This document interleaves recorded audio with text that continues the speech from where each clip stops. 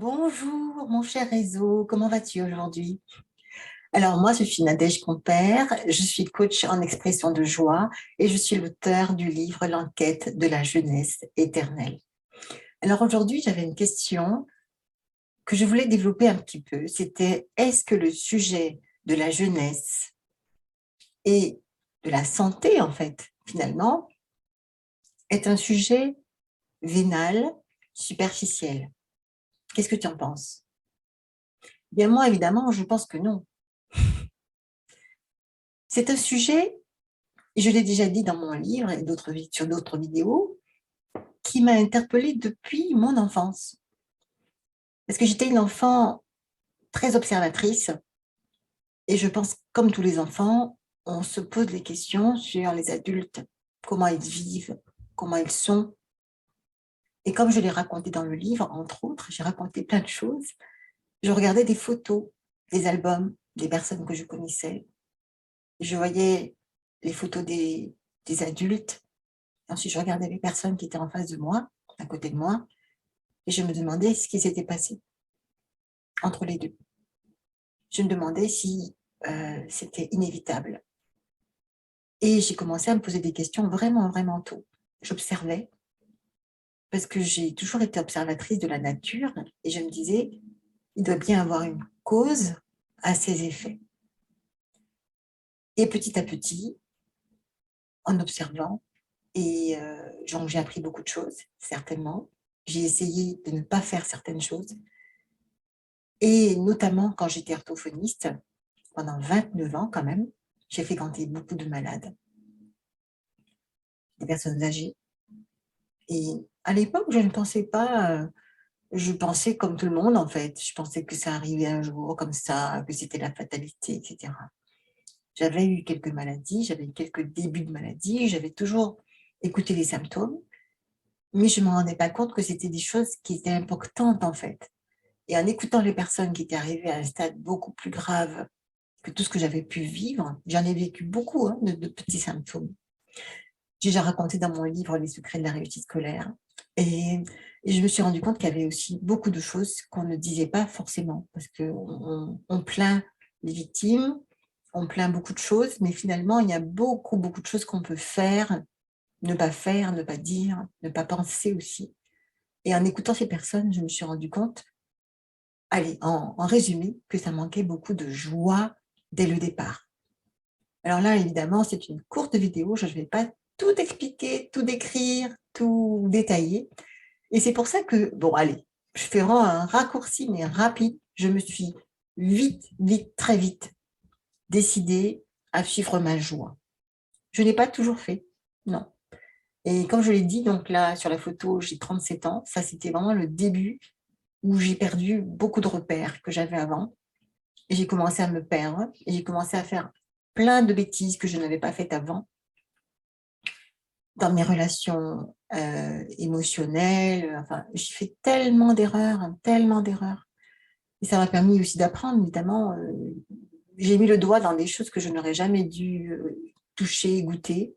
Et j'ai connu beaucoup plus de stress. J'ai connu des choses que je ne savais même pas que j'avais au fond de moi. Je suis tombée vraiment au fond du trou. J'ai eu une dépression. J'ai fait beaucoup de bêtises. Bref, j'ai vécu le stress et j'ai vu à ce moment-là justement beaucoup de signes du temps, du vieillissement, parce que tout ça, ça a un rapport avec la gestion du stress, la gestion des émotions et forcément des hormones qui vont avec. Et heureusement pour moi, peut-être que ce qui m'a en tout cas un peu préservée, c'était que quand même j'avais appris des choses depuis mon enfance et j'avais aussi fait des formations en relaxation, en art-thérapie, en coaching, etc. Donc, tout ce qui m'a permis de m'accrocher, de me raccrocher à mes connaissances et de pratiquer. Et c'est exactement tout ce que je t'ai raconté dans mon livre, L'enquête de la jeunesse éternelle, parce que j'aimerais qu'on puisse enseigner ça aux enfants dès leur plus jeune âge. Ça commence par la gestion du stress, des émotions, de la respiration. Et, euh, et après, il y a beaucoup d'autres éléments aussi, parce que ça concerne le corps, l'esprit, mais aussi l'âme. Et ce que je voulais rajouter, surtout dans ce livre, parce qu'il y a beaucoup de personnes qui parlent de soins de beauté, de crème, d'exercice physique, mais c'est vraiment, vraiment beaucoup plus vaste que ça. Ça concerne vraiment aussi la gestion de l'esprit et ça concerne aussi la question de la spiritualité. Moi, j'en suis intimement persuadée. Ben, écoute, de toute façon, c'est mon enquête de la jeunesse éternelle et j'ai couvert énormément de sujets. J'ai choisi de ne pas parler de certaines choses, comme je l'ai dit dans l'introduction, qui est dans la vidéo 1 de la préface que j'ai enregistrée par mon petit robot sympathique. Et voilà, donc je voulais quand même m'arrêter là-dessus. Donc, je voulais simplement dire, non, non, non, ce n'est pas un sujet vénal, ce n'est pas un sujet superficiel, c'est le sujet, en fait. C'est le sujet. Regardez autour de vous. Vous pensez à quoi ça sert de gérer le stress? C'est seulement, je ne sais pas, à quoi ça sert? Pourquoi il y a tant de stress dans cette société? Pourquoi les hôpitaux sont pleins? Pourquoi il y a tant de problèmes? Et ça ne concerne pas que la jeunesse et la beauté, évidemment, puisque tout est lié et que tout a des incidences sur tout le reste. Si on commençait à penser la société en gérant la gestion, en gérant le stress et les émotions, on verrait que les choses seraient complètement différentes, elles seraient amenées de façon complètement différente. Évidemment, si vous êtes sur un réseau professionnel là, à m'écouter, la joie fait partie des éléments aussi qui permettent de réussir sa vie avec ses collaborateurs, etc. On le sait de plus en plus. D'ailleurs, de plus en plus, les soft skills sont mis en avant. Et qu'est-ce que c'est? C'est justement tout ce qui est en rapport avec la gestion des émotions et la gestion du stress. Et par quoi ça commence? Par des qualités relationnelles, des qualités émotives, des qualités émotionnelles, des qualités spirituelles, oui. Et voilà de quoi je vais parler dans ce livre. Et si ça vous intéresse d'en parler avec moi ou que je puisse faire une conférence ou aller beaucoup plus loin avec vous ou avec toi, si tu préfères que je te tutoie, si on se parle en vis-à-vis comme ça, je suis disponible parce que c'est le sujet qui me porte, c'est le sujet qui me passionne, comme je l'ai dit depuis mon enfance. Et quand j'ai quitté l'orthophonie, c'était vraiment parce que je me sentais limitée dans ma façon de parler, d'agir dans ce domaine qui pour moi est la santé.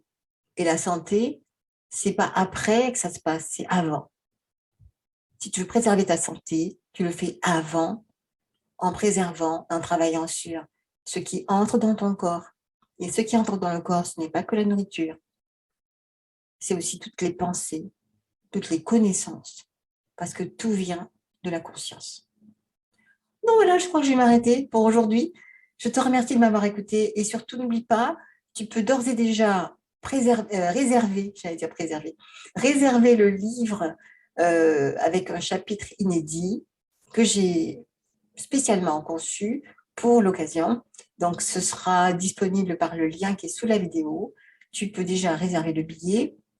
Enfin, et donc, quand une fois que j'aurai suffisamment de récolté d'argent, oui, je vais faire les commandes, les précommandes, et ensuite je les enverrai avec une dédicace personnalisée. Et ensuite, on se verra en réunion Zoom pour ceux qui sont loin. Et peut-être que s'il y a des personnes qui sont dans ma région, on pourra aussi organiser quelque chose en présentiel pour qu'on puisse en discuter et que je vous remette en main propre votre livre.